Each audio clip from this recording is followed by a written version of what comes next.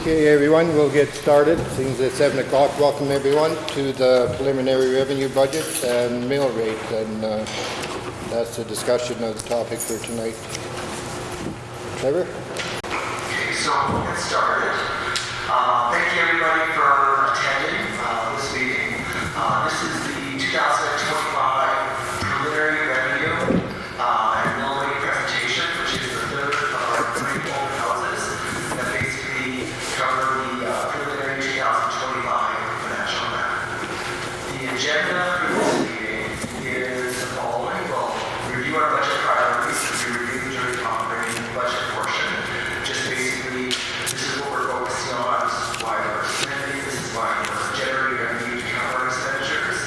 We'll cover our budget assumptions, which is basically the external factors affecting the overall budget, inflation, major utility project rate changes along those lines. And then we'll go into our general operating revenue, our utility revenue, mill rates, and then answer any questions that anybody has. So on the budget priorities level, Council's direction for the 2025 financial plan, after considerable deliberation, was to utilities capital infrastructure investment. The infrastructure of utilities is aging, it's deteriorating, requiring more repair. So our focus is basically, one of our priorities is to actually improve and rejuvenate our capital infrastructure. So we're not doing a break and fix approach, we're actually rejuvenating it so we extend the useful life of that infrastructure. The second one is similarly our transportation infrastructure, roads, sidewalks, along those lines. Also, our 2022 general operating and utilities.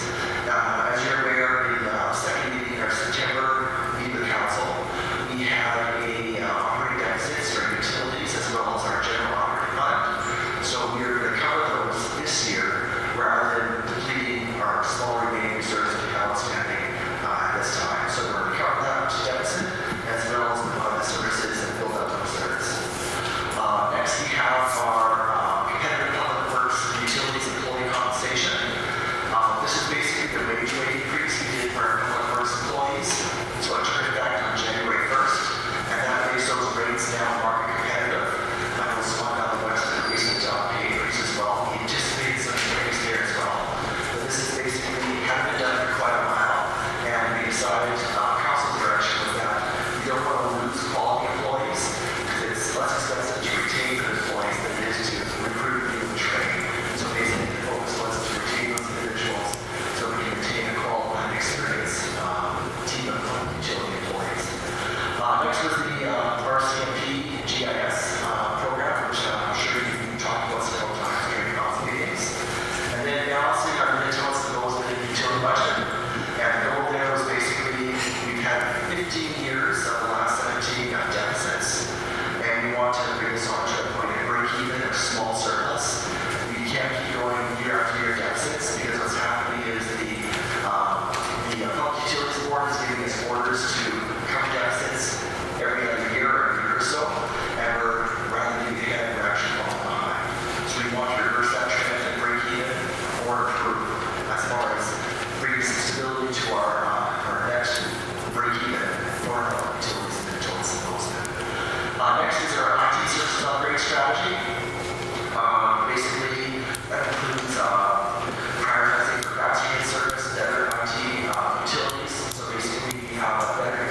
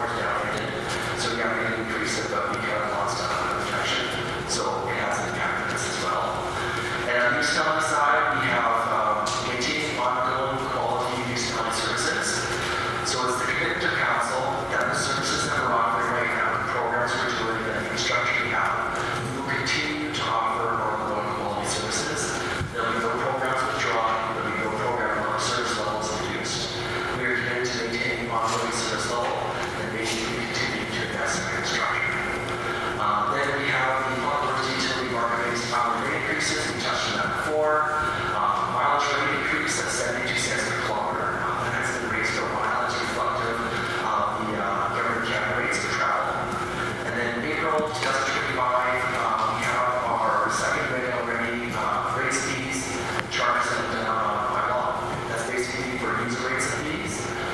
We're anticipating April 1st implementation, council approval.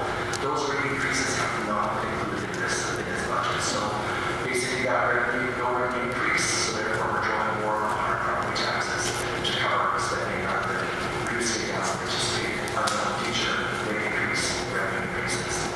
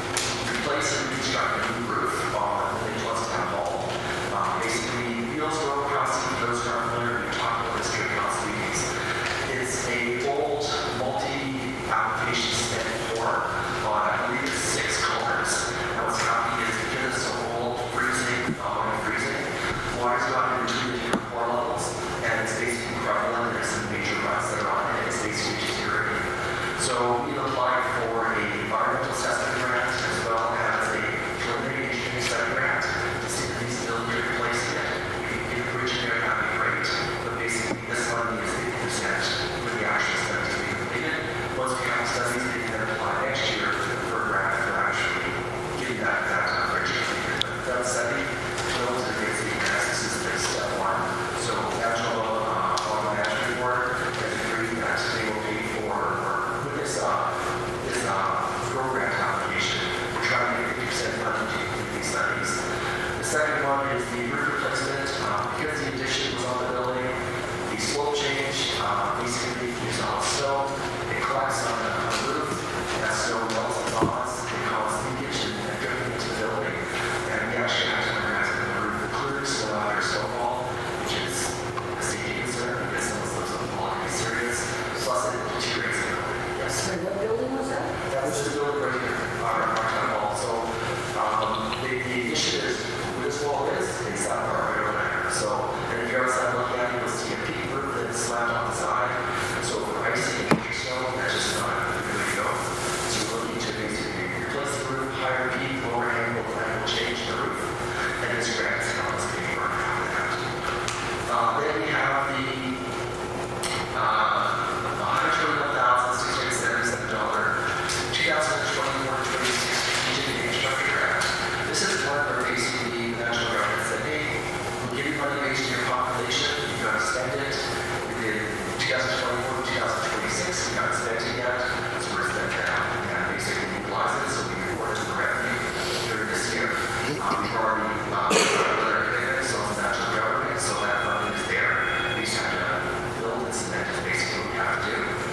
Then we have the $75,000 one national growth grant. This is announced by the government during the AM conference that we had in December or just recently. So the grant is announced, but there's no details as far as how it works, how you qualify, how much you qualify for, how it's calculated, what the requirements are. It's just announced. And the Ministry of External Relations and Government Affairs have called them every couple of weeks saying, you guys have, they said we're still waiting. So I put 75,000 placeholder in there. It could be more, could be less. We don't know, but we haven't something because every municipality gets it, but we're waiting for details as far as what that is, what it entails, and how that works. And then National Recycling Grant, that's number one.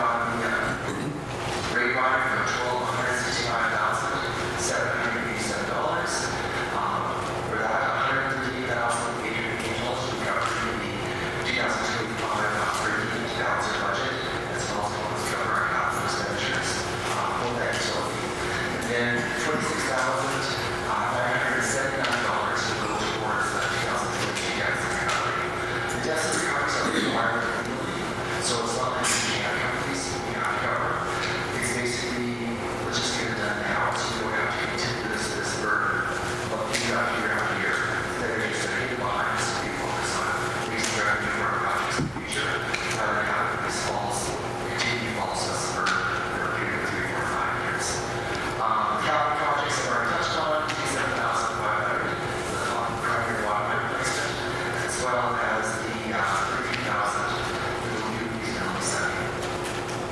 Then moving to both the utility revenue, similar to the Minitonas-Bowsman, rate riders the largest increase in the budget, and the revenue fund transfer for both those utilities. Rate rider did not go through in 2024, and that's primarily because our water users were working for 7 months of that year. So we asked for a rate rider. We had no idea what our revenues would look like. We couldn't get any improvement. They said fix your system so you have revenue and you actually forecast what you have. So you can't do a rate rider after the revenue is basically unknown. So we focus on that this year. We now got relatively stable and improving water readings. So our revenue is tracking relatively accurately. We've got 47 in Minitonas and 3. Don't do annual adjustments for as far as water meters. But basically, we're in a position where we can apply that rate rider. And then for the revenue transfers, again, that's increased because of the fact that we've got capital projects. And we're taking revenue that's belonging to operating first and flowing into our utility. Basically, just revenue raising for our capital projects. Now, for mill rates, on the first draft, basically, you saw the largest bar chart, which is basically mill rate revenue. Mill rate revenue levy, basically, we are in a unique situation because 2024 was the very last year that we could do separate mill rates for Minitonas-Bowsman, and Borough. We validated in 2015, we had up until 2024, that was the last year we could do separate mill rates for those communities. And now, per the evaluation, we have to do a flat rate. So legally, this has changed. It's not our choice, but basically, it's been deferred as long as possible. Basically, it's in here, we don't get changed. It's a legal requirement. It's not our choice. So at this stage, the Bowsman and Minitonas and Rural mill rates, which were previously 6.41, 2020 2.92, and 6.07 respectively, those are now no longer exist. So effectively, zero. We have now the at-large. In 2024, it was 15.4779. We're now at 20.259, which is basically a 4.781 increase. Then we have our general deficit recovery, which is basically the mill rate we have to use for covering our 2022 deficit for general operating fund. So we have to increase the mill rate to cover that. So it'll be paid to separate line on your property tax notices. And then we have the Minitonas debenture, which is basically the mill rate to service the debentures we have for our debentures still outstanding, which is 1.659%. So continuing with the tradition, council has volunteered 10 of properties, for example. So basically what you see here is just a mixed up 10 samples, basically showing different properties in different parts of the municipality, what the assessments were for 2024, what the 2024 taxes were based on the previous application of the Bowsman mill rate, the Minitonas mill rate, rural mill rate, and at large, and the 2024 tax based on the at large, and basically the 2022 deficit recovery, and basically the tax changes rate to keep there. Minitonas, small increases. One property Bowsman is a small reduction. And in the rural, because of the fact that we don't have any rural mill rate, the farming community is seeing overall a small reduction for this capital. So basically, farming properties, residential properties located in rural areas, basically these are examples of how they're doing. So if your mill rate is like at a 6 and goes to 20, like shouldn't you be having like a tripling in your taxes unless wouldn't the assessment have to come down? Like how do you go from, so like Bowsman's at 6.48 and then it's going to be a mill rate of 20, which is triple. So how does it I don't understand how the taxes go triple. So the mill rate for Bowsman is based on the Bowsman assessed property. So you've got rural, residential properties, some business properties located in Bowsman. And the mill rate is calculated based on the spending in the former approach was this is spending we're doing, this is some of the spending that we have at large, so this is the has been tied to Bowsman directly. And the mill rate is calculated to basically say that the direct spending for Bowsman, this is the mill rate that was used last year to cover that direct spending. And then of course it was that's the mill rate you get on your specific tax notice. Yes. Okay, but your mill rate times your assessed value, like that times that equals your taxes, no? Something to that effect? You take your assessed value, multiply your mill rate, you divide by 1,000, and that's basically what your property tax is. Okay. That's the standard formula that is across the country. I'm probably still missing the point, but it seems like it should be tripling, but it could be missing the point. In the last budget, we had costs or expenses that were tied to those and Minitonas-Bowsman. And basically, those were basically to cover those costs, we had individual bill rates to cover those expenses that were allocated to those areas. But with the amalgamation, we no longer have areas. We're now one municipality, one cost pool. So basically, Right, everyone's gonna be 20%, right? yeah, exactly. But remember, it's 20%, but you've got your agricultural properties mixed in with your residentials, and it's a mill rate, it's one common across all types. Whereas basically the rural 4 costs are higher because of roads, costs are higher because of transportation costs. Basically their cost situation is different because each of the 3 years are different, as well as their assessed values.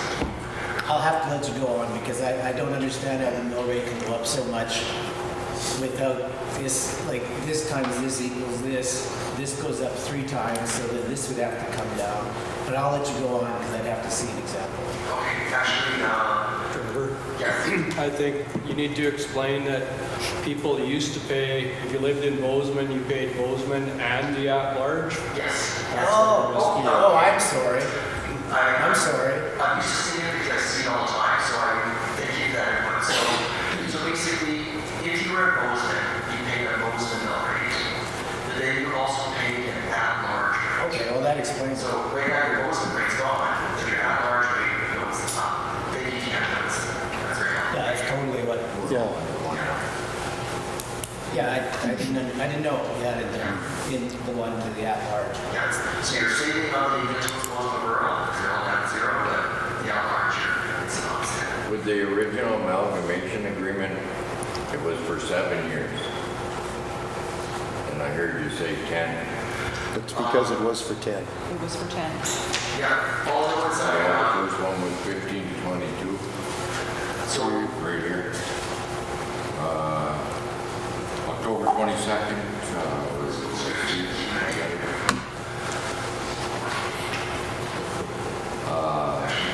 Year 15 to 22 is the original. And then the mill rate's 22. And then the other one here is from 15 to 24. 15. Because we did the utilities and everything on 7 years. Well, I've been on council for 10 years, and at that point, 2024, It's right here, 15 to 24 now. we That's had, revised. It was revised on, They kept changing it, remember? what's that? They changed it a couple times over the last. in November of 22. Well, they wouldn't have let us go to this part if it was only 7 years, Darrell. No, I'm just asking, so would that change anything? Because we did the utilities from the utilities board, right?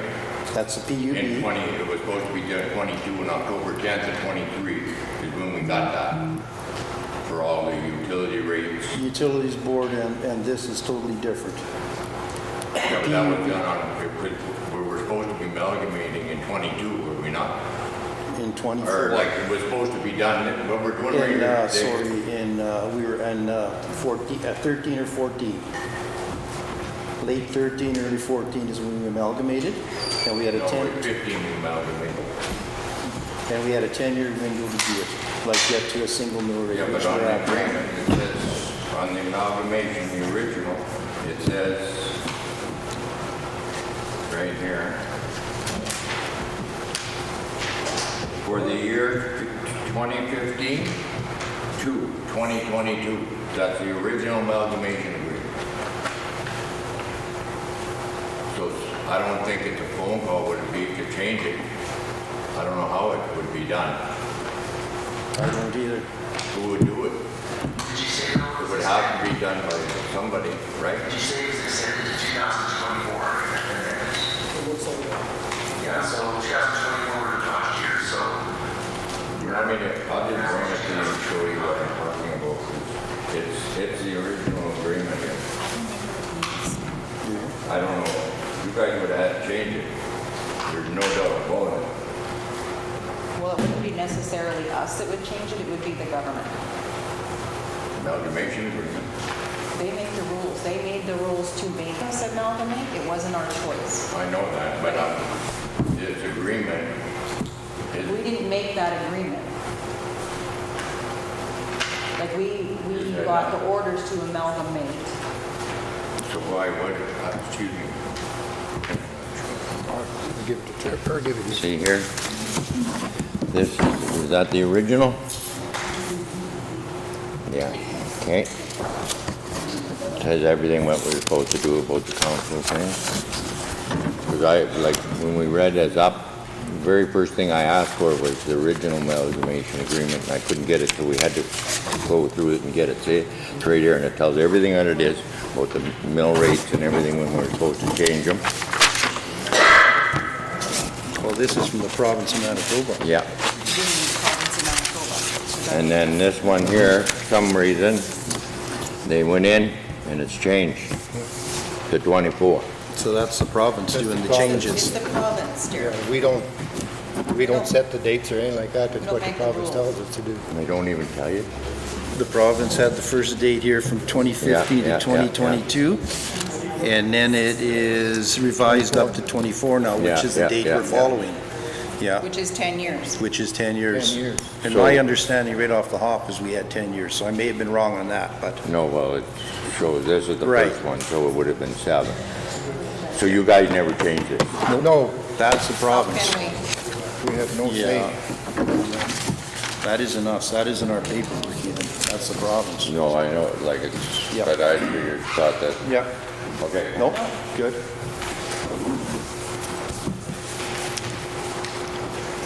Does that answer your question, Carol? Does that answer your question? Kind of. Okay. Anyone else have questions?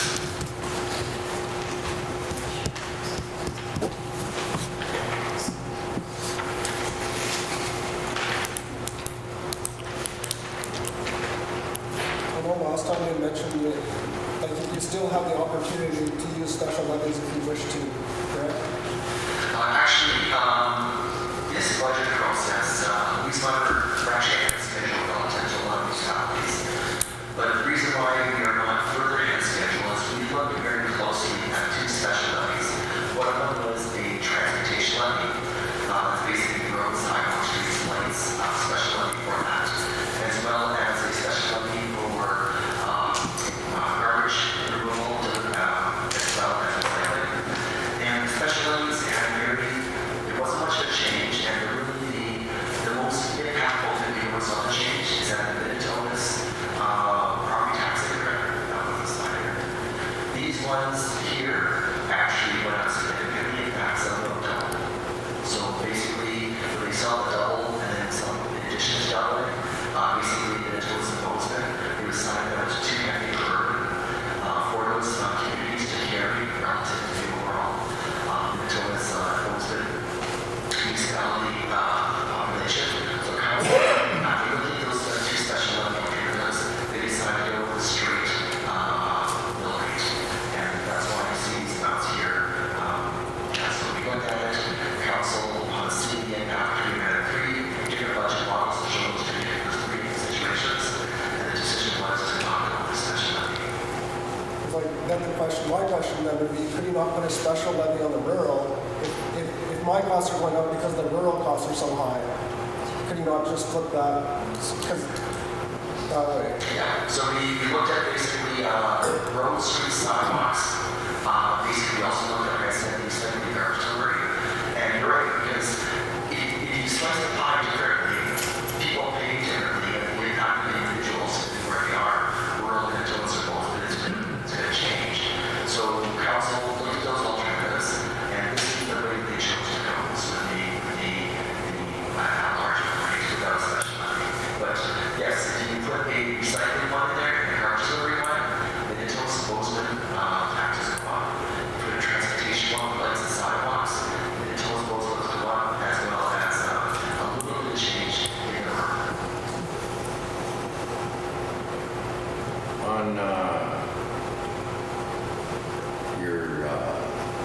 deal, January 10th, when you were discussing, I know it was between the council and you, on the difference between the taxes and the mill rates. In 2024 was 4.6, in 2025 was 4.2, and you were going to resolve a $1.3 million. You were off. You had 1.3 million, and you were going to correct it. What was that? So that was when we got, this is the budget model that we bringing out built by HMC. This is the last year that we're using it. Next year we're going to have a new budget model as well as a different report template, which is now the modern one that we're supposed to be sending to the Ministry of Municipal Relations. HMC, that's That's a concept. consulting firm? That's HMC, it's a consulting group. I'm pretty sure you're familiar with who they are. So at this stage, this model was built by now. This is the last year we're going to be using it. So in that model, when they gave it to us originally, they did not update the 2000, the actuals for the prior year. So when we were working on this, we thought we were looking at 2024 actuals. It was actually the prior year actuals, which is why it's like, wow, it's a big change. Why it changed so much? And it was basically because we had the wrong year data in it. So what we did is we basically went and manually changed every one of those emails to GL by GL by GL to reflect the trial balance as of the end of 2000 and GL. general entries. Each general entry account. So a trial account has, yeah, I'll show you an example one. Just on this here. So we got let's go to a trial balance. This is a trial balance. So each of these numbers here are. It didn't, It's not on the screen, Trevor. didn't pop up behind it. My apologies. Quality control. That's the idea. Close this so I can explain So this is our trial balance. And Still not there, Trevor. That's not it.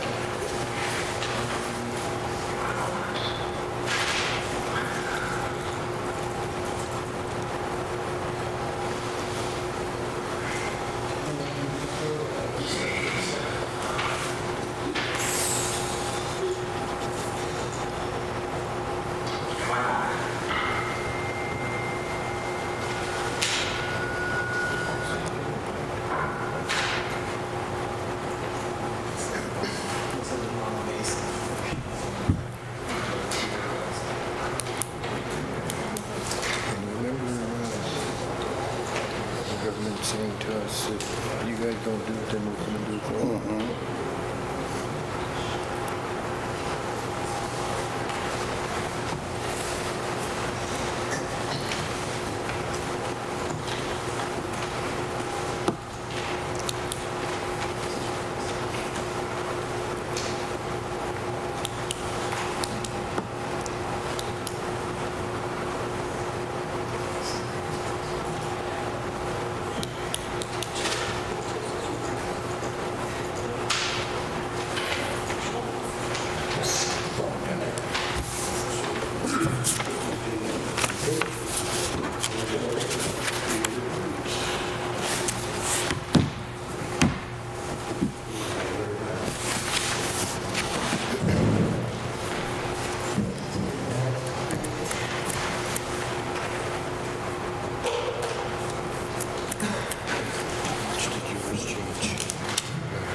Thing they put up there. Taxes? I think about $50 less.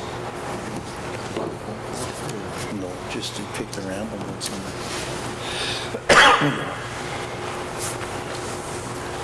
I never saw the roll number, so I don't know which one he took. Yeah.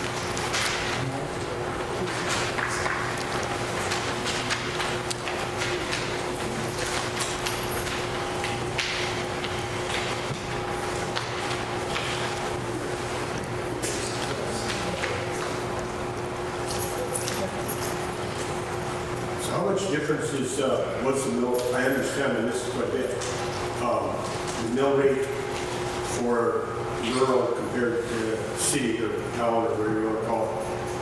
What is a different rate? It's one mill rate, but it goes on your assessment.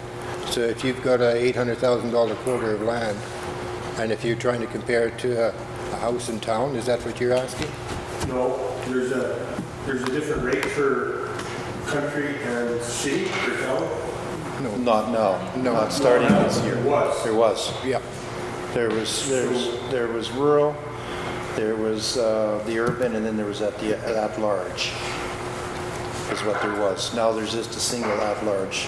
So what do you think, Jared? Do you think that's a good thing or a bad thing? Like not as a council member, just as Gary, taxpayer.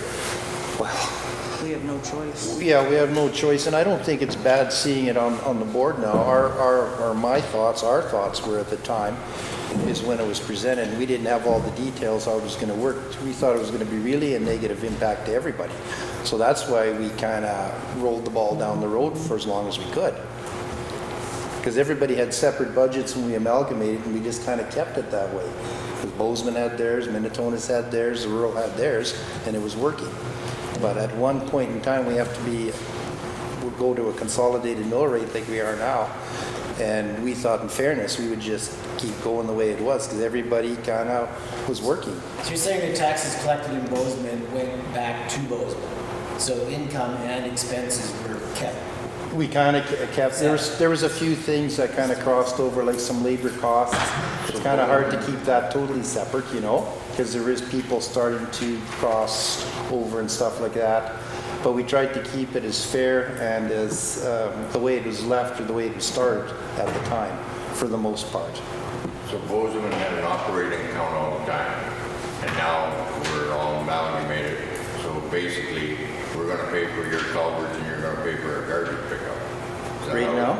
Like, Everybody Everybody is paying pays. a portion of everything now. okay. That's right. And just like Nelson was speaking there, like about the special service levies, like right now, the rural is kind of paying the lighting bill in the towns. Right, but rural folks take advantage of the town. They come into town. They take- That's true. They use the Yeah. services. And I don't think the rural folks are complaining either, but just to make a point, you know, and the rural folks are paying for the blue little bins around town, you know. But, and not being disrespectful or negative, but that's the reality of it. And they have to haul their own garbage, right? Right. Yeah. But there's Yeah. advantages to living in the rural compared to town as well. So when you kind of go, you kind of have to massage it where you think that it's fair. Yeah. Trevor, it's okay. You were explaining it well. I don't really have to see it. So what you're saying is, on that video, when you were 1.3 off, instead of being 25, that was 24? Yeah, it's. That's why, that's how you made a mistake. So in 24, were you still 1.3 million off from reserve? So, It was 23 instead of 24. It was 23, so that was 23. That's where the years It was difference. 23, I'm just going by you said 24. But it's 23 now? That you went back It's to? 23 when it should have been It 23. was 23 before, and we caught the error, and it's 24. So, in your packages, Yeah. so the amounts you see in your packages, basically the total action of the previous year is the 2024 action amount.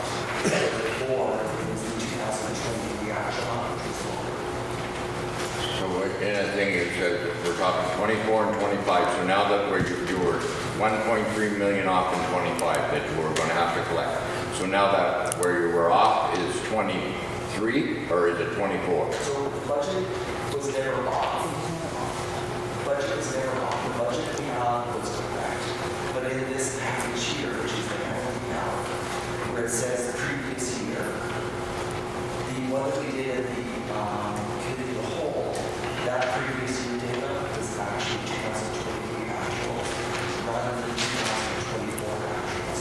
So we worked, the actual numbers were basically drawing from the prior budget all upload, which we did last uploaded actuals in 2021. So the budget amounts have not changed. What has changed is the last year's actuals that we compared to. In the original meeting, we were comparing them to 2023 actuals. In this, we have now, I will do the public hearing. I can hear you.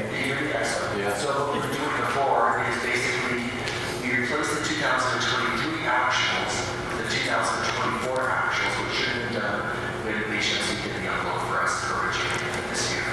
So they brought the budget, they carried forward the last year budget balance in for last year, like got the 2024 current budget, for that budget is now 2024, the prior year budget comparison, but they didn't upload the 2023, replace the 2023 actual data with the 2024 actual data, which is why I look like a big increase, which it wasn't. But it was 4.6 for the way that it was, when you first came out with it, was 4.6 for 24, 4.2 for 25 is the way you first worded it. So now, I'm not understanding how that would change. So, when we had the prior actuals, and we saw the prior actuals, council was concerned, what are we doing, raising taxes and spending so much higher? Because this is too much of an increase to have in one fiscal year, because it was. But what was happening is we were looking at an increase relative to 2023 actual data rather than 2024. So relative to 2023, the budget for 2025 is a very big increase, which is why we raised concern. And then we investigated, we found out because we're comparing it to not last year's actuals, we're comparing it to the year before's actuals, so basically 2 years in the past. And back in 2023, there was a lot of, we were close to 3.5 months. We were doing operations we don't really doing. Council wasn't doing a lot of their outreach. So spending was down. It was actually, we spent a lot less, just not good reasons for spending less, but we just did because of the situation we're facing. So now, this budget, when we're trying to also construction everything, it was a radical increase, but it's only because a lot of the things are experiencing long actions here, 23 instead of 2024. So, HMC made that mistake? When they sent us the budget model for the 2025, they did not import the, like I said, the 2024 actuals. Those numbers were 2023. So they brought over all the labels, all the titling, everything's updated. They basically took into the single mill rate, the reimbursed one mill rate. They did that because the legal requirement changed. Unit operation, the utilities, the updated reflected. So basically, we were calculating per using the rate rider as well as the 2022 capability for deficit recovery. And then they have the 2024 budget moved from current to the prior year budget, which means for comparison purposes, that the actual data was not reported. So we spot that, we updated it. It's GL by GL.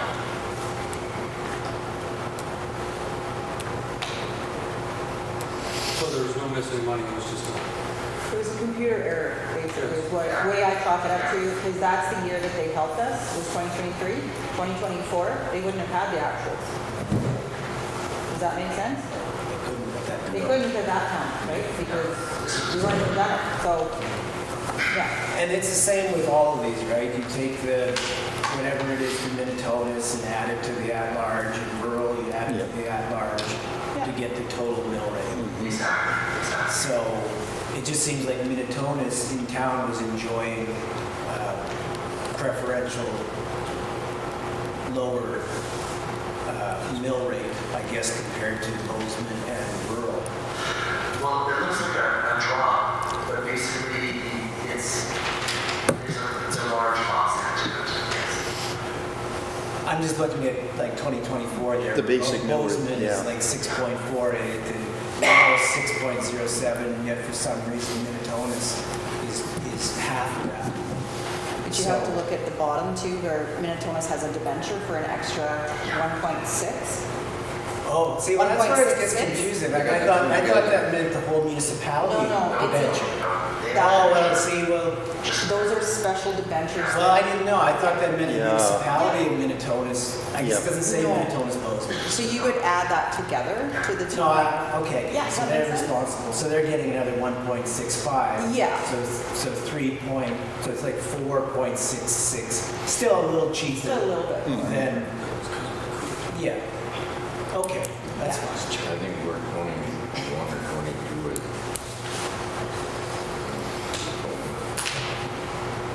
Population would dictate the difference too. There's Yeah, I more mean- people in Minnesota.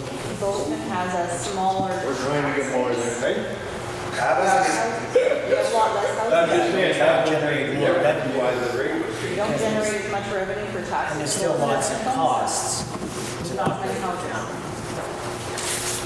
No, I just, that's good information. Yep, I totally understand that now.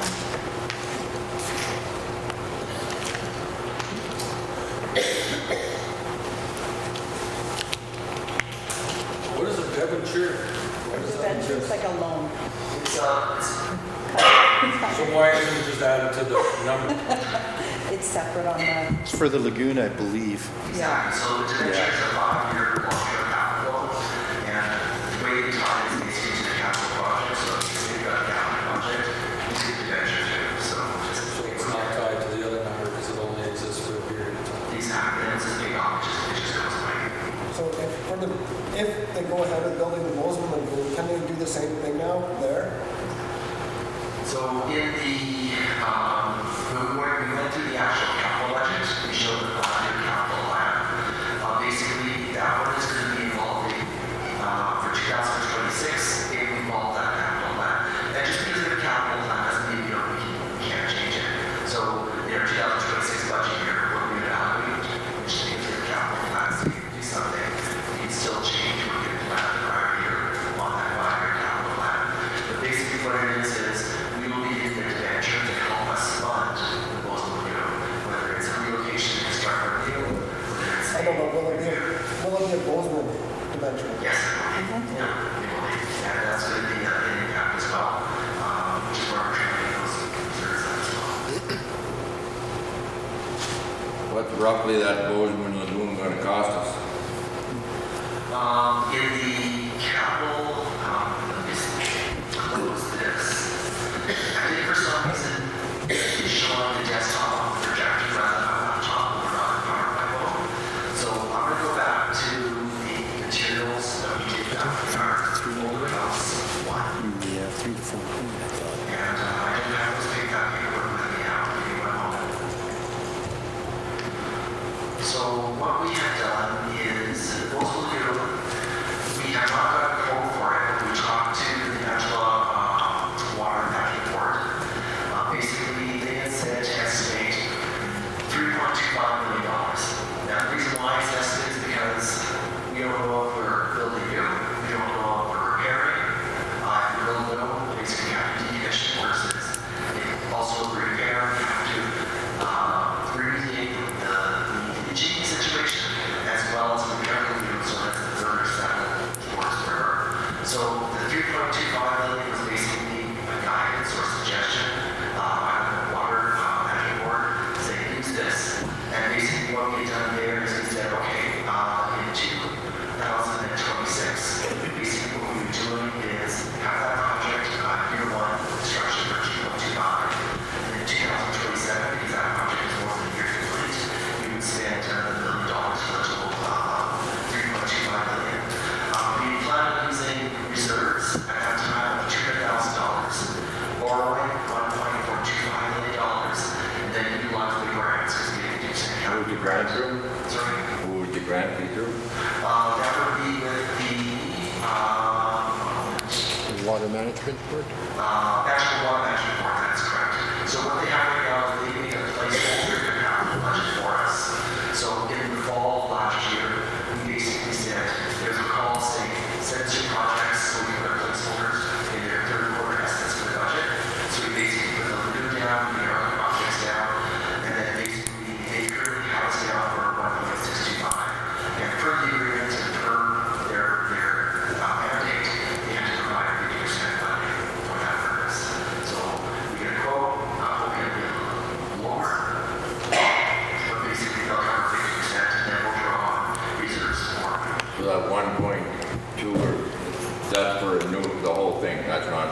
That's for a new lagoon here. 3.25 is what we're currently estimating, but that's the. No, you're off there, that's like, Yeah. And then 2.25 to be spent in 26, and 1 million to be spent in 2027. and when Cousins is doing that, that's the lines, everything, or is that?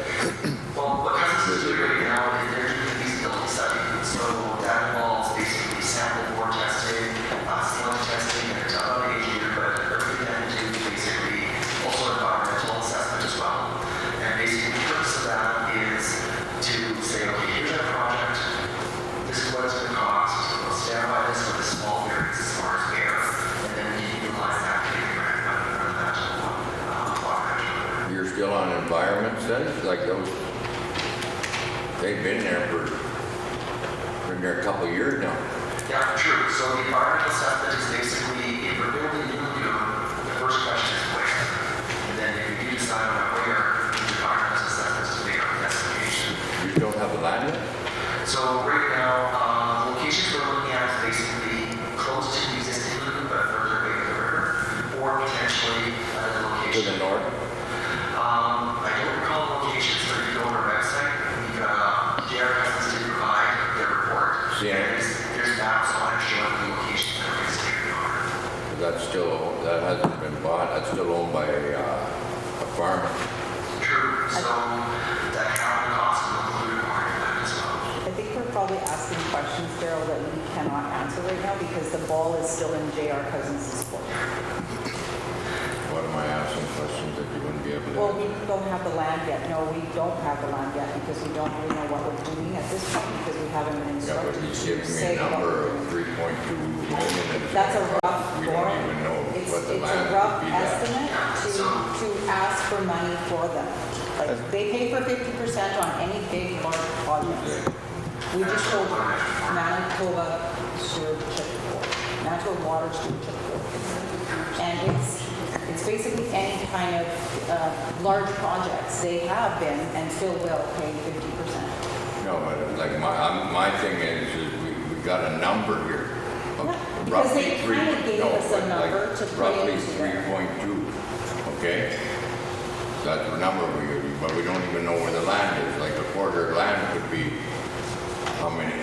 The guy who knew you had it by the thing, just like Henry, you could charge $1 million for that. I don't think we need a huge parcel of land, and at $6,000 an acre, if we need 20 acres, that's a small portion of the lagoon, Daryl, so I don't think we should be worrying about land right now, as far as dollars.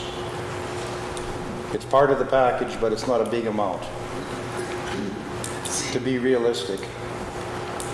We're also discussing numbers in a 5-year capital plan, which is 2026 through 2030. All of that plan is estimates. And the estimates that were given to us from the Water Management Board.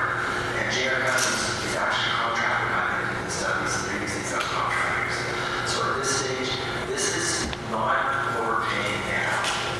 What we're doing is we're trying to get the best estimate based on information that we have today of what we'll need in the future, which is why we're trying to look for reserves in preparation for that. So it could be 3.3 million, it could be 3.2 million, 3 million. This is their best estimate, and how they broke down into it as far as how it's calculated. He said, this is a situation, we know what we're looking at as far as alternatives, can you give us a monthly alternatives? We have to provide this 5-year capital plan to the District Base Relations and Affairs, and they said it needs 3.25. So right now, big quotation marks estimate. But that's my question then. So you're saying you want to build up your reserves now with the at-large rate, and so you want us to pay for it as much as we can ahead of time, rather than doing a special levy for them now and not ask us to pay for it, correct? Well, again, the special levy, council decided they don't want to pursue a special levy after the decision of You council. said the budget hasn't passed yet, right? This is preliminary, so right now, for the That decision could change. So I think the next step you're saying is basically your feedback to council would be maybe a special levy for the purposes of building up a reserve for the coastal lagoon. Is that, am I understanding correctly? Well, I'm just asking the question. That's what you're telling me you're doing. right? So, Well, this is the budget, as I said, where council's going right now. It's kind of, we're building reserves for a future large capital purchase. We don't know how much that's going to be yet, but we can give an estimate. And basically, we are anticipating having $200,000 for that when we go to 2026 and 27 to apply that. So right now, if you'd like, we could hypothetically really increase the bill rate higher, build up the reserve much faster. I have no problem doing that, but that's a council decision. So special levies in that too would also be a council decision. So I think that's good feedback, and I think council can take that back and deliberate. So what, they put this thing was, might put a special levy on Bowsman to pay for that as well? Well, that's what Nelson, I think it's suggesting. because I know in previous discussions, we've said that the people in Minitonas pay for the Minitonas lagoon, and it's kind of been an issue. Yeah, we have to educate that question. It's on the utility. Yes. So, I think that's good feedback. I mean, I saw Dan's release, so I think council's report that as feedback. So, I expect roughly Yeah, but there's other inequities. There's other inequities between Minitonas and Bowsman. I mean, look at this hall compared to Bowsman's hall, and look at other things. So just to say to put all of the lagoon onto Bowsman, which has a small tax base to begin with, and maybe we haven't got as much as what Minitonas has as far as public works. I think that's probably fair to say. So I mean, there's lots of ways to look at it. There's fairness within the municipality, and we all enjoy the municipality, and we all enjoy these halls when we come to visit. So like, Bowsman can't afford to pay for, you know, what's a $2 million, or if there's $1.5 million that's ended up has to be paid. The residents of Bowsman are never going to pay for that on their own taxes. Like, you know what I think. And when we started on that, it would have cost you $500,000. We did a thing on way back when. Way back when. I just wanted to add that when we did the Minitonas lagoon, the rural put in money as well, back then, to Minitonas. Right. So, Which you know, the world should support. We all live Yeah, together. and I was just Use gonna other facilities and whatnot. say that same thing You're never going to get because, something absolutely No. perfectly fair all the time for everybody. that's right. No, I think just if I had to do it right now, my thoughts would be the rural and the residents of Bozeman. Because why should the town of Minitonas pay twice over, Yeah. is my thinking. No, they're You know, already 'cause paying. we wanna Although be- they did have a lower mill rate. So it's not like they were paying their special, they're paying back their debenture above they already had a lower mill rate. Initially, yeah. So you could say that they really didn't pay for it because their mill rate was lower. Right. But we already got that, how do we do I think however it's done, it'll be done fair though. It's not gonna be probably put on, like, it won't be put on the people of Bozeman solely. Because like you just Kids said, go to Bruce, school it there like, from rural, It's rural go, housing. Yeah. You guys skating have to rinks, go they'd to have to have a professional lagoon and experiences. all these public Right. buildings and facilities. So sure, the rural makes use of the Yeah. lagoon indirectly. Can we keep those Manitoba housing empty until we get it fixed? I do have one question. Like, I saw some financials that showed it like a reserve, year-end reserves of, you know, like multi-million dollars. Does that actually exist in a bank account? And there's a piece of paper that was multi-years and an ending balance, and it would be like multiple millions. Does that actually exist? like, I don't have the piece of paper here. No, I think that assets like bridges and stuff would be on that price probably. yeah, that's, Because there is no benefit. Well, the way it shows, it's like cash reserves at the end of the year, multi-million dollars. Like, so I'm saying that by what this reads, is a bank account somewhere. Are you familiar with what I'm talking about? I wish we had reserve account. No, but I wish the document was here so I could tell you what it said. Yeah, I suspect what it is on our financial statements, and I could be wrong. You're showing the capital asset, which is your roads, your sidewalks, your buildings. Those are real Well, investments. it must be, but it's not the way that line item. It was Okay. called like reserves. It's not called. And it was definitely called reserves. It wasn't called, assets, it was reserves.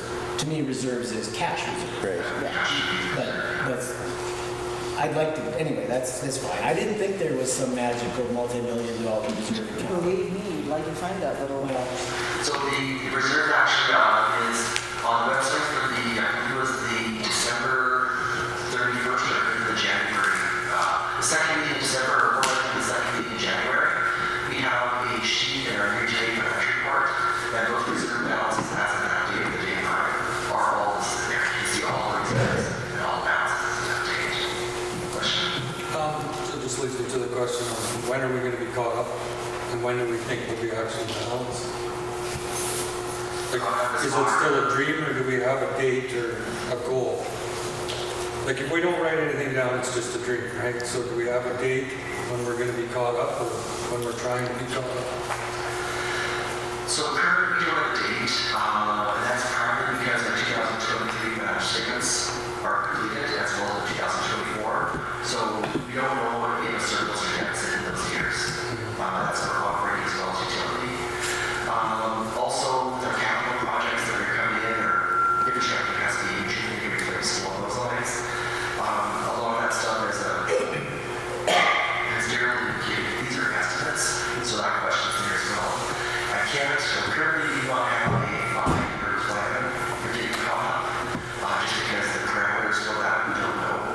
Hopefully next year, when we are now up to date in our financial statements, and we have these capital projects not estimated where we actually have a quote for something more specific, you probably hopefully answer that question in the 2026 budget. Okay, so just to rephrase the question, so we can't figure out when we can be caught up on the budget until we get the taxes caught up or the bookkeeping caught up. So do we have a goal for getting the bookkeeping caught up? That question actually came up at the last meeting as well. So on that, we have dates on our website, and we report on those dates every second meeting of the month.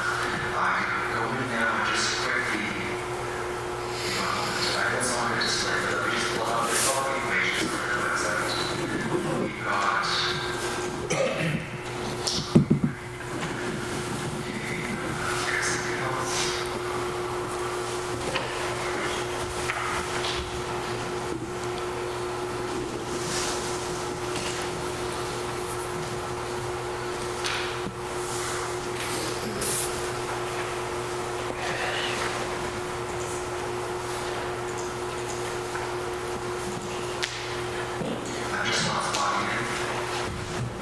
But it is an actual. There's a timeline, yeah. Yeah, like, Yeah, there is. okay. That's all I was asking. Okay. Seems like it's been outstanding for a long time. So Would that, we have an end date in mind.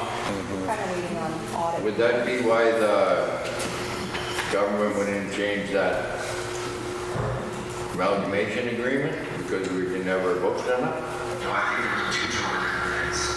No, That'd be a province-wide thing, Daryl, you showed us. yeah. It was Yeah, it's extended not- for everybody, not just us. Yeah, relative to municipalities that weren't up to date at that time as far as single mill rate amalgamation. So it wasn't just pointed at us or be a province thing.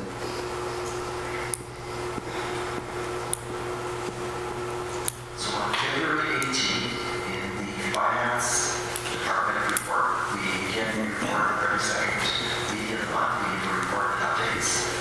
The February 18th report, we have indicated that the 2023 fiscal audit on February 1, 2025, we completed the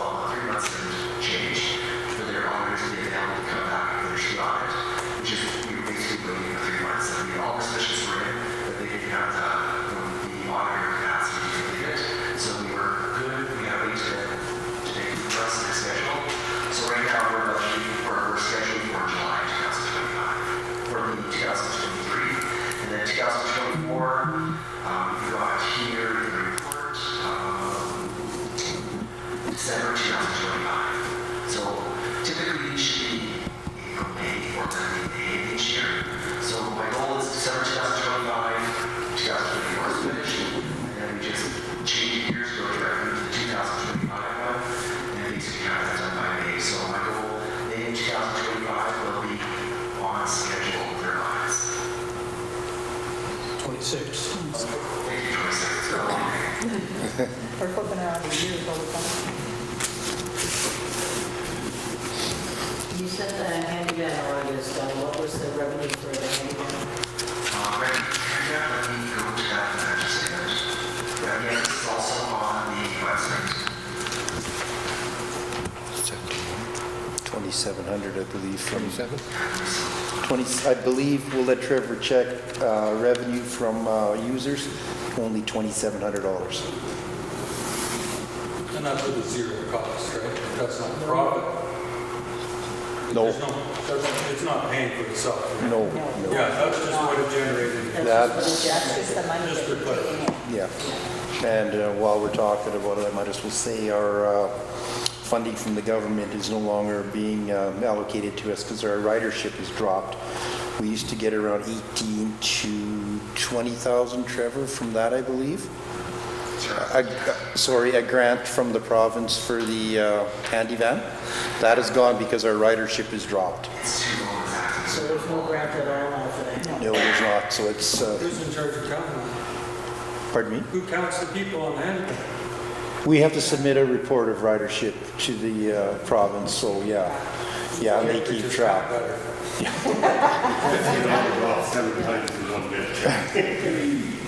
Yeah. So yeah, basically, yeah. There's no revenue, yeah. And a certain percentage of that had to be for medical purposes? Right now, it's just kind of mostly used for shopping. But if our ridership goes up and we get the grant, are we ahead? Or is it just, Money-wise, No. you I mean? don't mean ahead, but I mean, did they balance out? No. Because we got more operating costs, right? So there's no ridership actually, even though we don't get the grant, and we actually do it okay? You know what I'm saying? No, I don't think that ridership even pays for the gas. So we go and pursue big ridership, but we also incur way more costs. Exactly, yeah. Is it I less guess, more? I think the question being asked is how do we fix the problem? Do we advertise to get more riders? Do we charge more? Is it worth going after the grant or letting it die? Well, in our new bylaw fees, we have upped the rate a bit, but yeah. The usage isn't there. It doesn't seem to be going this way, it's going this way, so it's a tough one. And the van is aging, like the van is, yeah. It's going, but it's not gonna go forever, so that's another big thing, because then you're looking at capital cost. Not only the operating side of things. But that's a service for the small town though, isn't that a good thing for a community? You take that away, because if I couldn't drive, I'd like to know there's something like that there in the future for myself. Yeah, and I don't think we're saying we are going to take it away, Ben. We're just bringing everybody up to speed as to what the question on, the revenue and is it self-supporting was asked, so we answered That that. being said, the community's kind of telling us that they don't want it because they're not using it. But true. Yeah. So it's something that's on our radar. We've talked about it, and mainly because the van isn't in good shape. Do we buy another van? Do we try and line up private enterprise to take care of those people? What do we do? It's another big decision. Use it or lose it. Pardon me? Use it or lose it, right? Yeah. Start using it or it's not going to be. I think during the previous meeting, we talked about advertising the handicap fee, not just for people who are in wheelchairs. It's basically a service that you can use for anybody to get a truck to Bowsman or get it from back and work or go to Swan River. I mean, it's basically, it's not a handicap, it's a shuttle. So it's a shuttle for residents or for non-residents. Literally, anybody could call that during operating hours, we get sort of pick these, it doesn't just go at 10 in the morning, you Right. can call and Yeah. they'll come pick it up. Schedule a pickup time and go, Yeah, exactly. And they're pretty flexible. I mean, it's a small town, people know people. I mean, you don't have a big schedule if you need it. We'll pitch you your schedule and make it work. And the revenue for handicap in 2023, the next years, was $46,738 from all sources. And that basically, service fees, unfortunately, were $1,725. I was out 1,000. Sorry.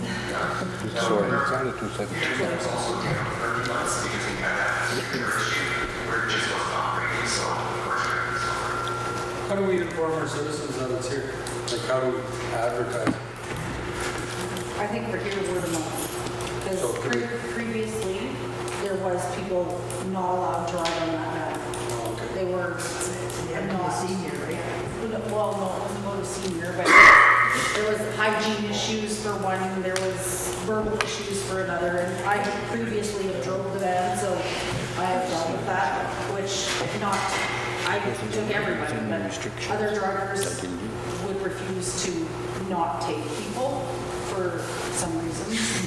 I guess my idea is how hard would it be to rename it? I would say word of mouth, yes, is best in this town. How do we rename it? Like, could we Well, the shuttle in would be better. advertising? I would Could we say just call it a shuttle, shuttle? because Would it get more use, do we most think? people think it's just for seniors. Yeah. That's what Miss Betty, senior, who one day won't be driving, will be using it. I mean, so she, yeah, so, you know, she also looked forward to having it there when it was down. When my dad was living, we had thought about putting him in there with a wheelchair, taking him every Thursday for a bath. And when it was down, we were kind of hooped there for a minute, thinking, what are we gonna do? So yeah, it's very much needed, I would say. But also should be renamed, like you say, more of a shuttle, so everybody would utilize it more. It definitely needs a rebranding. Yeah. Rebranding, so shuttle service is perfect. And I definitely know that seniors enjoy the help, like especially when I drove it, to carry in their groceries, you know, put them into their house, which I totally have done that when I previously drove. But there was a lot more seniors at that time. And they knew me previously from the store.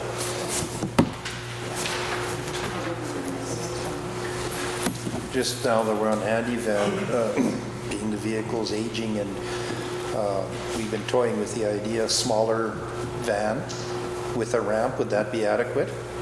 Versus the bigger bus like we have now?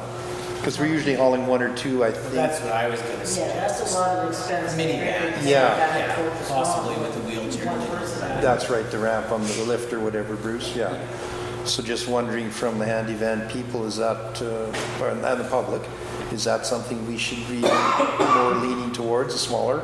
It's my thoughts, but I'm only one. I think you'd be better off with a smaller van and making 2 trips than, you know, the expense and the cost, especially with the age of the van now, Right. you know. Does anybody know how much, like Birch River used to have a big van, Uh-huh. now they gone to a small one years ago. And it's working well? It seems to be. Yeah, I think a lot of communities are going to the more minivan style. Yeah, Yeah. that's what they got, wheelchairs, everything. So you're talking a cargo van or a minivan? Minivan. It's a van.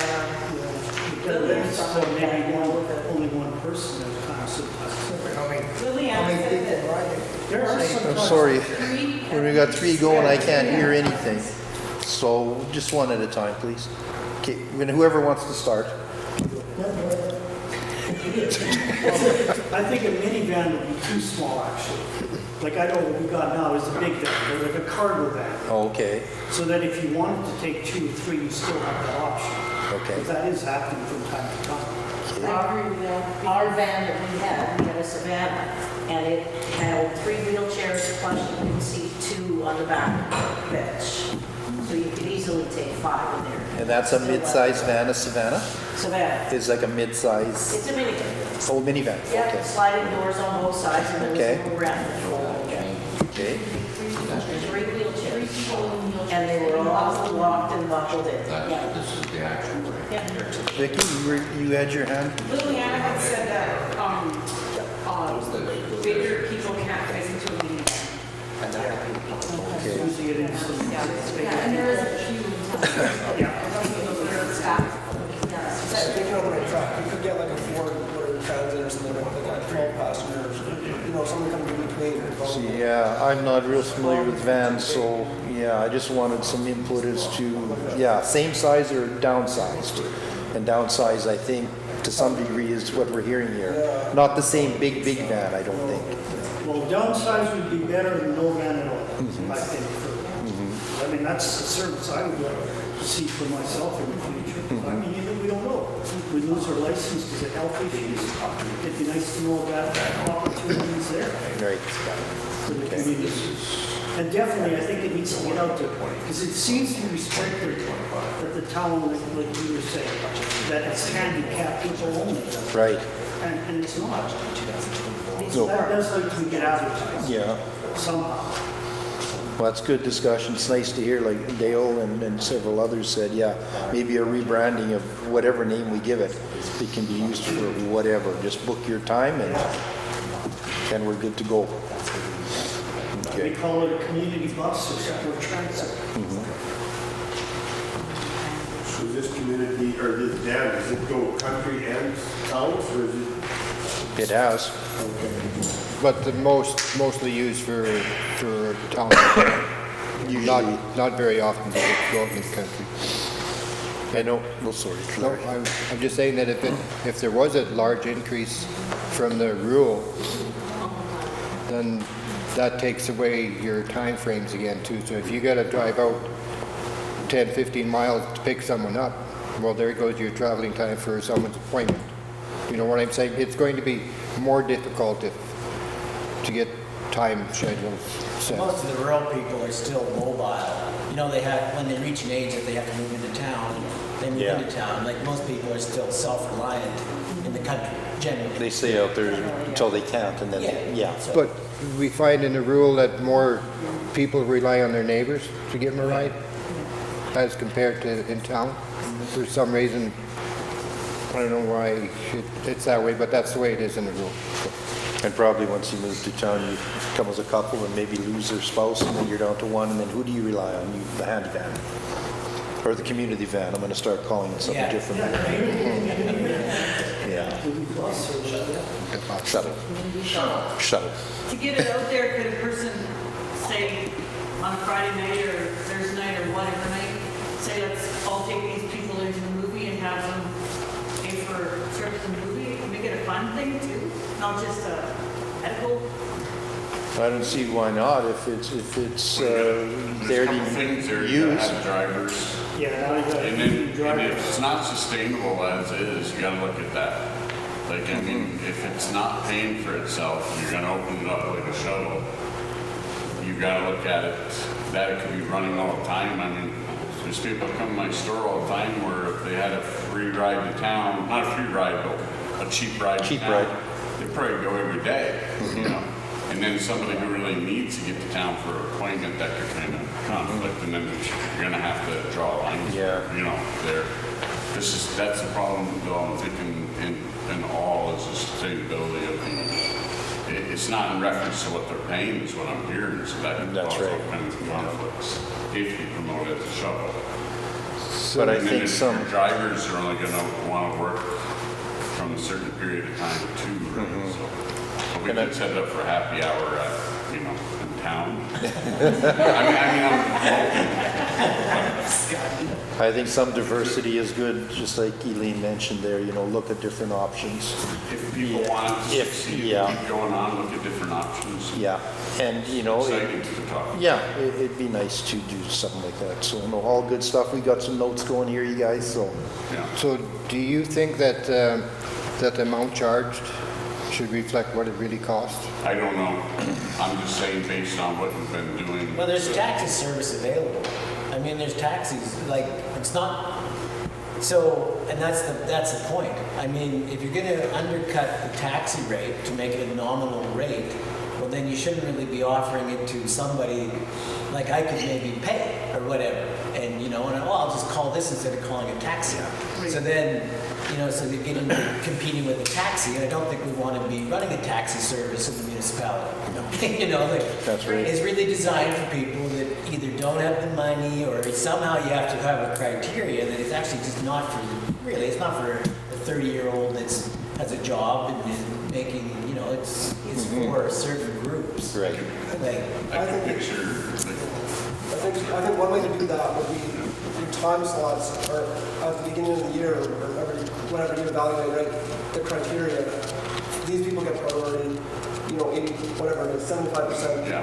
of the bus, right? We leave 25% open just for rent and any to the general public or whatever, you know, kind of priority. So that the like people some that kind of really need it, attached to it, you know? get priority somehow. Because I'd hate somebody sitting in a wheelchair fighting with somebody who's got nothing better to do but just run to town because they know it's a free ride, right? Not a free ride, but it's the polar opposite of each other. Sorry, Larry, I didn't hear your question. What was the question you asked? What did I ask? I don't know, Oh, on I'm the- here listening. On the charge, what do you think would be fair? Should we charge the actual cost of what that trip really is? Or, It definitely should go up. It's like a free ride. but I know, but then getting back to their comments, whatever, like people in wheelchairs or people that can't afford it, they're, as compared to people that can, then how do you start? If we gotta have a number, we gotta either break even or go in a hole. And if we go in a hole, everybody pays. But one or the other, we don't know. Can we give a sneak preview of our proposed rate increase, Trevor, or not? Or rather not?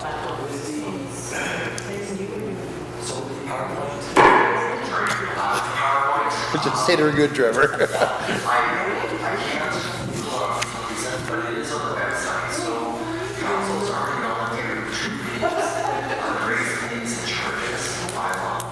We did increase the actual academic rate, but it's still the second rate being revised for third approval. My suggestion is that if you have a tax company based on rate, their municipality, then it's not going to increase that tax. If you have a tax company that's not based in their municipality, I have no problem paying that. And the advantage is we're not looking for profit, we're looking for working, which is a better advantage. And then we can actually utilize it where urban is based on our volume. So how we do it, how we market it, whether we get tracking apps or along those lines, the idea is that those plans are running. I guess what I'm saying is if you're gonna charge like taxi rates, well then you don't need a handy van. Right. Because you just call a taxi. That's what I'm getting at. So So, just charging more on the tax rates. These tax rates have their profit margin built in. We don't need profit margin, we see breaking even. Other than if you're wheelchair, you can't ride a cab, can you? true, and you're not going for a profit. So what would a cost be to Swan River and back? Mark, you might know those numbers. I'm gonna have to, right now. Right now, we're charging $10 for a round trip, and that is stopped in between. And we judge it with 3 lines. It's from point A to point B, from point B to C, and from C to D. That's $10. And then every stop after that is an additional $5. So today I had a gentleman who paid $20 because he had a few stops. So it's fair to say that we could charge more for that initial $10. It's fair for that. But any additional stops, we may want to stay with the $5 per stop. I don't know, I think it's something we'd have to think through. Because, yeah, some of these people can afford it, but some cannot. So to make it fair, yeah, it'd be reasonable, and I'm thinking that people are expecting it to go up at some point. So it's fair to think that we could raise the price somewhat anyway. Would it be fair to say that the people that were worried about not being able to afford it are 99% seniors?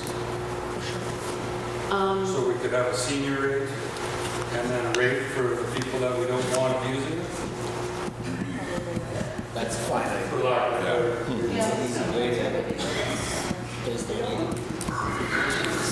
Charge a senior monthly rate for like you pay for a monthly pass. And you get your savings, you can see about that. And then basically you got your on-call rate, which is higher. So you can do a broadly different pricing scenarios. The goal is if you need to do a long operating start, whatever it needs to be, and then also figure out what to do when that man breaks down because it is engaging. it's worth taking some time to think through all of those things because the scenarios will be different with each person. So, yeah, it'd be worth thinking through it. I think that's a great idea. The seniors rate and possibly like a handicap rate, and then a rate for able-bodied. And this, I don't think too many rates, so then that gets to be a Yeah. bookkeeping nightmare. Right. Because somebody's got to keep track and make notes, and Right. if the driver's not communicating to whoever's doing the invoicing, I mean, it's a nightmare. Yeah. I like the senior rate and maybe, you know, obviously a second rate. I don't necessarily like the monthly rate because then some people figure, I got a pass for a month, I'm gonna use it every day now. So, you know, and not to say that everybody would do it, but there's gonna be some that will. It could be like even a mileage rate. And then you're going backwards again because that thing takes gas, wages, wear and tear. And then there's mileage if they're going, you know, outside of the area and stuff. That's what we did in Grand Plains. We had a mileage rate plus. We used to take care of Benito as well. We stopped doing that because it became a bit of a, it kept us from taking care of our local people. But it was like $75 for somebody in Benito, roughly. And that was without any stops because we charged them mileage from the fire hall here to wherever they wanted to go and then back again. So that was, I think that was cost prohibitive for them. So, and it was taking up a lot of our time away from our local people. From the So hall? we quit. So did the people in Golden pick up the... You guys think a survey Yeah, on they the do. handyman would be a good thing to put out for the public? To get them, Like so have just that we need to be is the $10, and then after that, it's the 5 for the stops. How many people would say that they would live here or not live here? Because now you're talking about your tax base, right? So that's a kind of a hidden cost or you know, because all of a sudden these people are gone and they're gone. Like, are people moving back in? Right? If they're not, if their houses are just old, small, little tiny houses, it just becomes an empty lot. That's a problem. Right? So yeah, I think that would. I just want to ask Mark one question. Back to the size of the vehicle. Would the elderly be able to get into a minivan? Would the elderly be able to comfortably, easily get into a minivan? You know, I still didn't hear it. Like a senior. Elderly. You know what, it wouldn't be a bad idea to have a little bit smaller vehicle. This one is really oversized, overhyped. Like, we've got really tall people that can stand up and there's still space above them. So we really don't need that height. But it's been comfortable. Would elderly get into a minivan? I'm sorry? Would elderly be able to get into a minivan?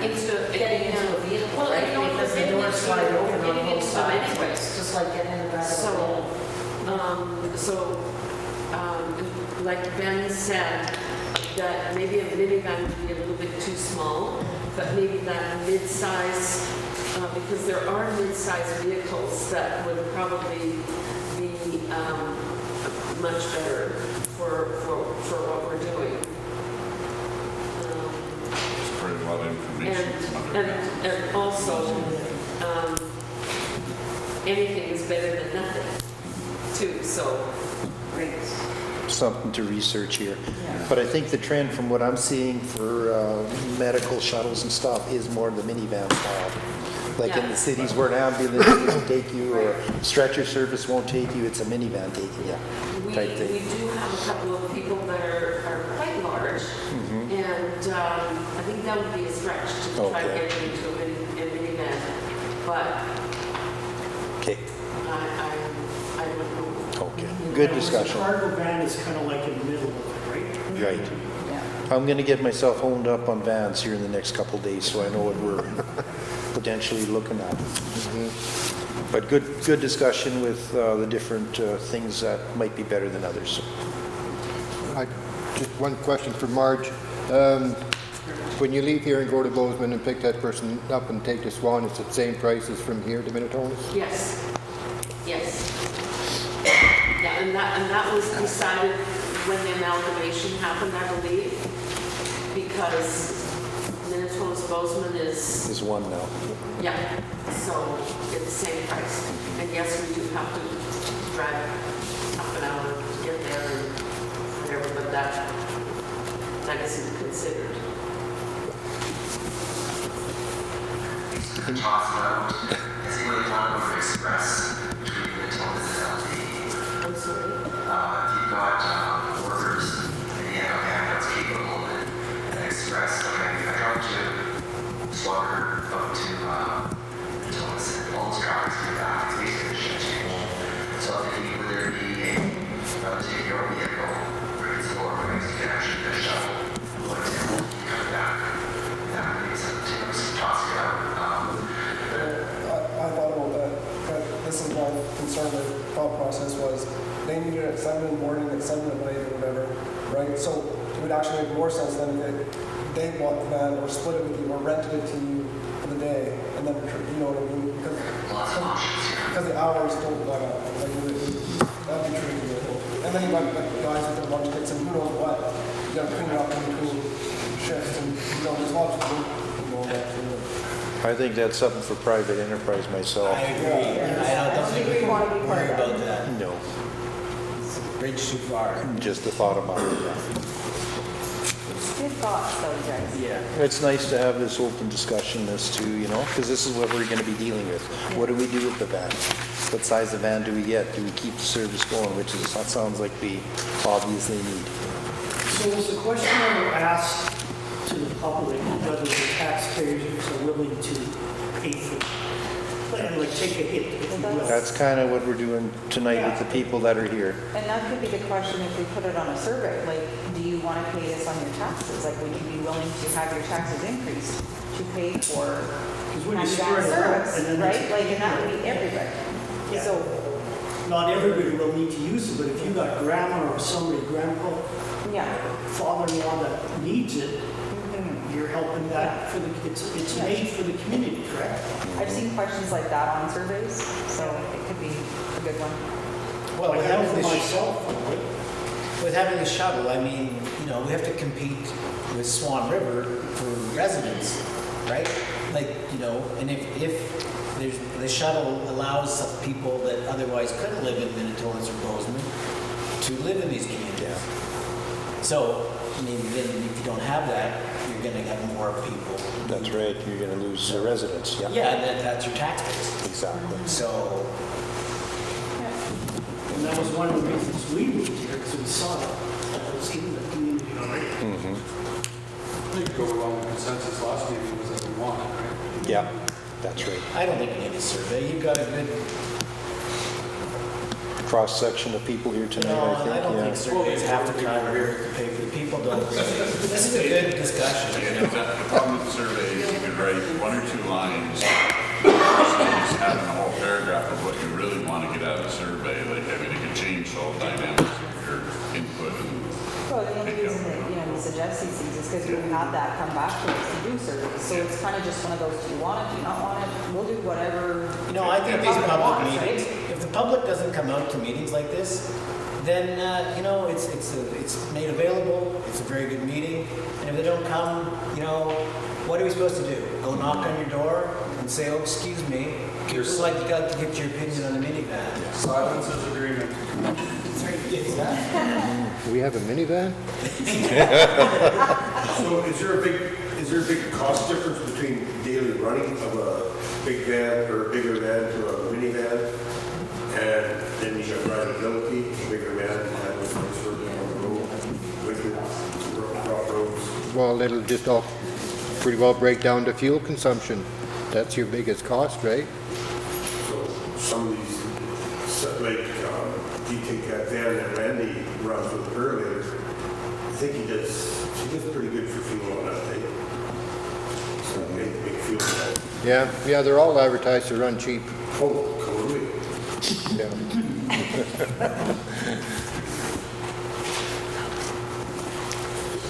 Anything else on handyman or something or anything else? Just that if, to keep going more on the handyvan is to look at somebody who's dealing with the same problem. Like somebody pointed out Savannah because they've seen it in a different township there. or Right, something. I got that. Like, that's where we're gonna get great information. Somebody's already dealt with the same situation, I'm sure. Yeah, exactly. You know, Yeah, I got that noted rest of it already, there yeah. probably. And just to make another point, you have to store that handy van. So now we need a building, insulated building. That's another cost.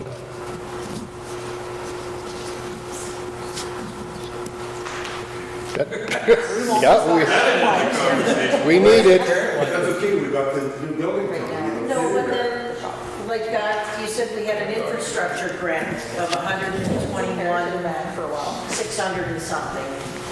Like, where does that money go? Is there a designated, what are you doing with that infrastructure grant, 121,000? That's already designated for our capital projects that we have already planned. So it's already in this budget. We record this revenue because we're at least spent on capital investment. So those funds are usually, if we did that though, we could basically say, let's not go that reason. Like it's basically money. So if you want to have one of these or have, do you want to put less towards your reserve fund? That's basically all the dollars we're going to have to. So where is that 121? You said it's already been allotted. Where's that going? Give me 1 second. Yep.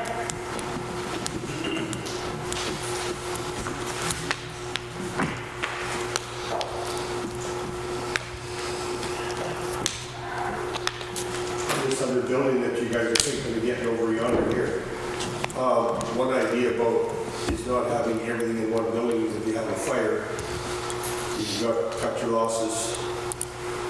If you go and put another big addition on to the building you got everything parked in here and you have a fire, you could lose the whole fleet instead of half or A few pieces, yeah. quarter or whatever. Some of these fires start. That one is currently earmarked for our backup water power generator for the Minitonas water plant. All of it. Basically, we'll be utilizing 121,000 for that, and then we'll be utilizing the water Grant. management board for the remainder. And then first, basically, put a $300,000 estimated cost for that. If it's lower, if we have some left over, that's great. But 50% will be after the water management board, and then there will be infrastructure for the grant. We can talk about it, well, if we don't, let's say we use something else.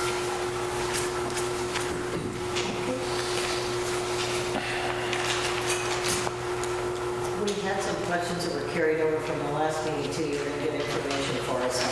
Yeah, so what we're doing is we got 3 questions here. These are the last one, and the first one is the capital one, and all 2 dollars. Thank you for doing that work, guys. So what we're going to do is in the second week of March, you'll compile everything, compile the information I got looking forward for that. But well before that, council is already deliberating and looking at those as input. We're giving back our changes that we want to make in the budget. So we're doing that earlier on, but there'll be information I got on the council meeting, kind of summarizing these are the questions that were asked, these are the answers that we provided. And that's going to be in March. March 18th. At the regular council meeting? Regular council meeting, that's correct. Well, another thing too is, just right now, but we have our 2025-2028 strategic plan that we're working on. I mentioned a couple times before, we have discussions during our previous open houses. That strategic plan will also be a meeting like this, but it won't be budget related right now. It's going to be future, what are we going to prioritize, what are we going to focus on? We draw a lot of stuff we already talked about, then we'll have other items as well. And FYI,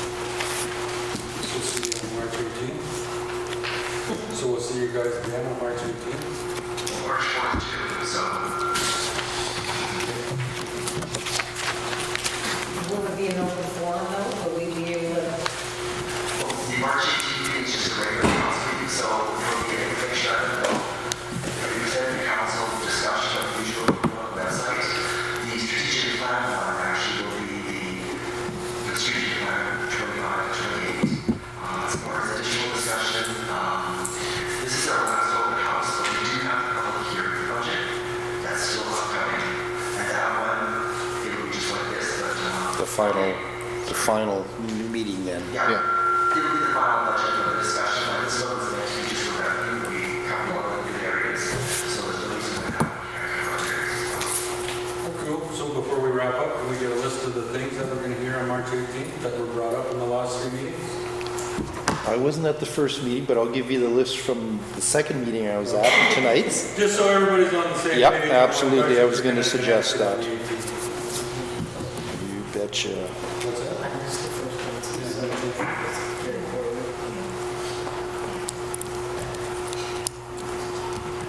Okay, the second meeting, water testing report with all the details we receive on the report from the testing laboratory. Can I jump in that one? We've actually already implemented that, so our last council meeting, that water report is included in the public works report, and then we actually also included as a support document the actual water testing report itself. So if you go on our website, you'll see the reports, test reports, as well as the way out summarizing the test findings. So that was been done already. Okay, thanks Trevor. Item 2, report for councillors' monthly indemnity. That was asked to see that. Item 3, our request for more details on the CAO and administrative staff budgeted line. 438,000 last year, 451,000 this year. So more details, breaking that down. And also, Oh, you? no, go ahead. Okay. Number 4, and this has to do with sundry here, rose/gold pens, just a clarification item there. There was that in the miscellaneous sundry, and we were going to dig into that and get an explanation for that. Yeah. Bylaw officer, is this a mandated position? We're going to give an answer on that. It's not, so that was a note I had. But we were going to get, sorry, on that one, there was going to be a volume of, like, you know, how many issues he called. That's right, yeah. Before we can approve doubling his budget for next year, we need to know what he did. Right, that was going to lead into that discussion, yeah. Sorry. No, good. Jump in anytime, you guys. Excuse me, I got a bit of a cold. I can't even talk good tonight. Item 6. I tell them now after an hour here. Too late. What question was raised? What are we going to do to deal with the sundry items in the various budget lines? And I do believe we indicated the new chart of accounts would solve all that, because we had a lot of areas where miscellaneous sundry was showing. So with the new chart of accounts, that's going to be a correction for that. So that's what I had on my list here. I do have a paper copy at home too, in case I miss transferring anything, but you folks can tell me if that's basically what we looked at for meeting 2. That's what I had. Okay, good. And meeting 1, I wasn't here, so that was more of a capital budget meeting, so. 5-year plan. 5-year plan, correct, Larry. Wish list. But there's only 7 people here, so the sample is very, very small. Okay. And then for tonight here, I actually had a few notes here too, and I may have missed some because I was kind of in the discussion as well. Question was asked, special levy regarding lagoon, question mark. That was a note I took here, the Bowsman Lagoon, sorry. Maybe a few more options and answers on that. Then I got right into the handy van, van size, look at other communities that are running various vans and talk to those people. Senior rate question mark versus I put well-being person question mark. So 2 rates potentially there. And priority usage of the van depending on needs, so we don't lose focus there, and we're not handling maybe the more priority people, medical people, and doing a lot more personal usage, I guess.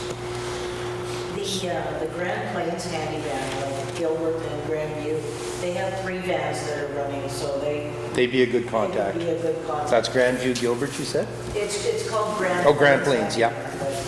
Yeah. Okay, thank you. Yeah. Also maybe some public awareness for the handyman. That was talked about too. Grand Plains more public. You could literally go to sign here and get some graphics that this is public use. That you could actually put more graphics on the van. Yeah. And then it's advertising everywhere it goes. Yeah.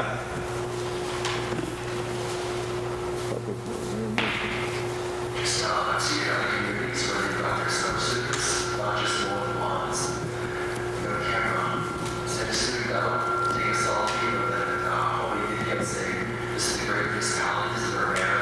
We need these as a tool for your as well. Young people, active, energetic, positive. I mean, that's what really talking about this camera versus contract, you know.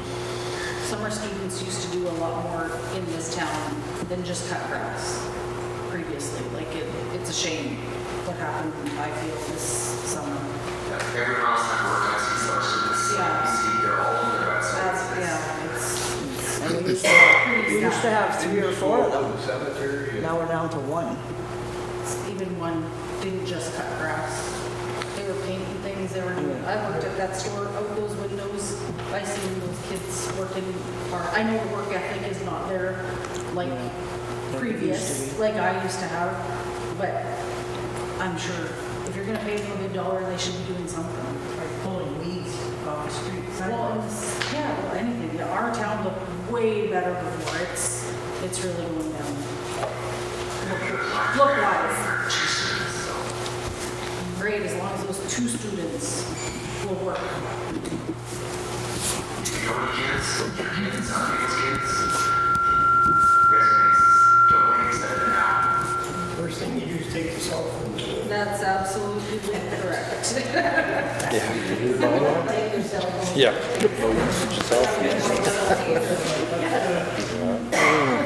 Well, was there anything else, folks, that we, or I missed? I'm not gonna say we, because I was doing the writing here, I guess, on my paper, so. Does all this money go for our local bank? Like, are we taking care of our own as a municipality? What was the question? Like If it's going through. Yeah, like we all say, support locals. So as a council and an RM, are we doing that? Yeah, sorry, actually, yeah, the last time I asked where we do our finances and stuff, You did. I had no idea that we had a branch right here in town. Yeah. Needed to tell your RM. Do we not use our local, like right here in town? Or do we pay somebody's wages to go all the way to Swanback to do it? Do you want to speak on that and the reason, Trevor? Yeah. Huh?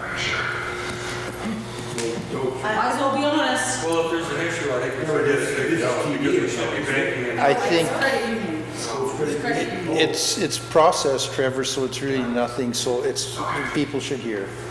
So we, Swan Valley is our financial institution. We have everything with them, all of our line credits, all of our accounts, all of our reserve accounts, all of it.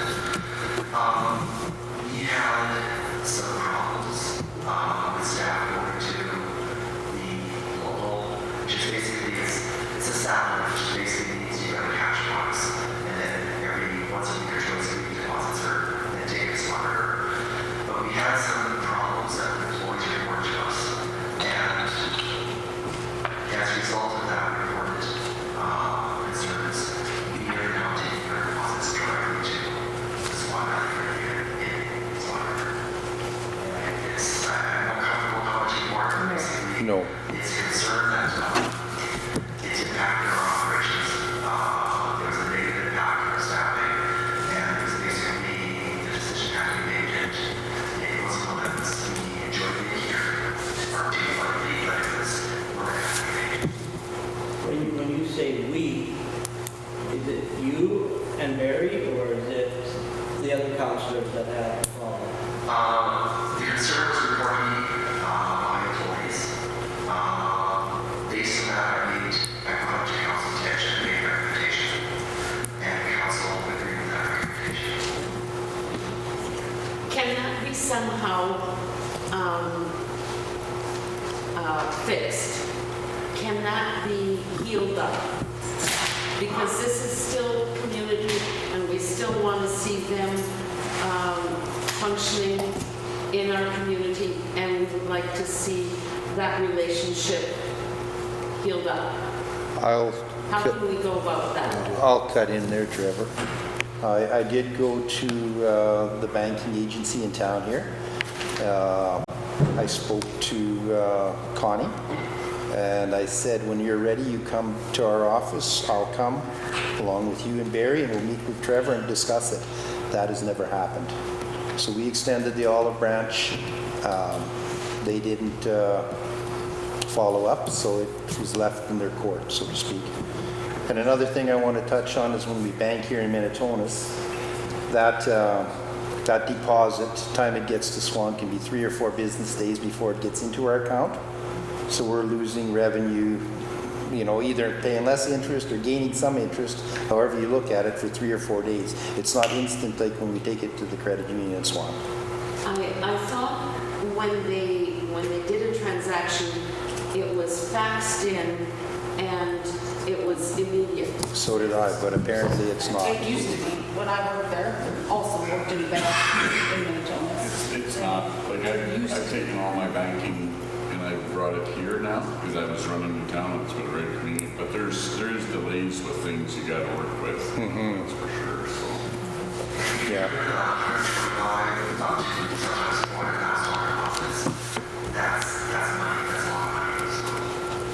We gotta trust you guys that, Yeah. right? There's a reason why we're not supporting a local business. So you guys And- have, right? That we don't and- need to know. That's what you guys think. And you know what, yeah, the offer's still out there, and for whatever reason, they haven't come back to us. Sounds like you guys did your due diligence. Whoever, the council, are they bonded when they take that money to Swan?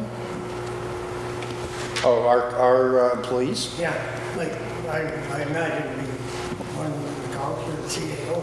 I know Trevor would be bonded. But actually a good question, because I don't know about the employees under him, how that plays out myself. Yeah, because I was bonded up at Thompson. I was running mail truck. But we never knew when the payrolls for the mines were coming in. And I'd have a $10 million closing bond before it's about to sit in Jefferson.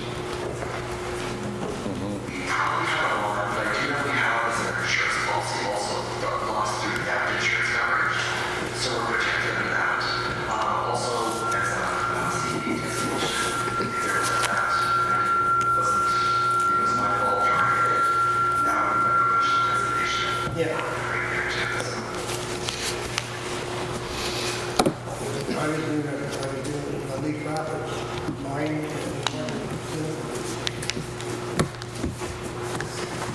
Okay. Well, we're nearing that 2-hour mark, so if there's anybody have any more questions or whatever before we shut her down. We don't want to pay you guys overtime. We don't know what that's like.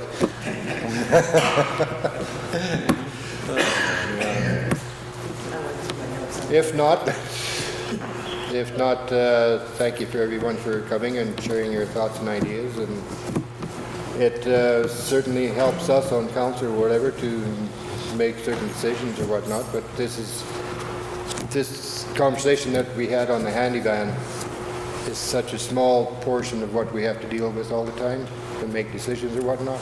So we value what you have brought to us here. So. One thing about the handyman and the taxi there, he wants $50, either come from Minitonas or to Bowsman, same distance each way. Right. Well, they always I wouldn't ride the length of this building because you'd have to walk back. they always have a replacement cost. They make sure they make enough money to replace that vehicle once it gets wore out. So Yeah, we wouldn't be doing that no. because it's a community. I would say community project, but it's community minded or whatever. Yeah. We hope to break even, but we know we're not, so we have to tax you for the rest. Or we all have to pay. You know, fundraising and stuff like that too, but, you know, that's a whole other topic. Yeah. There could be service groups out there that would like to tackle that. But. Yeah. Okay, if nothing else, then everybody drive home safely and have a good night. Thank you. Yeah, thanks guys.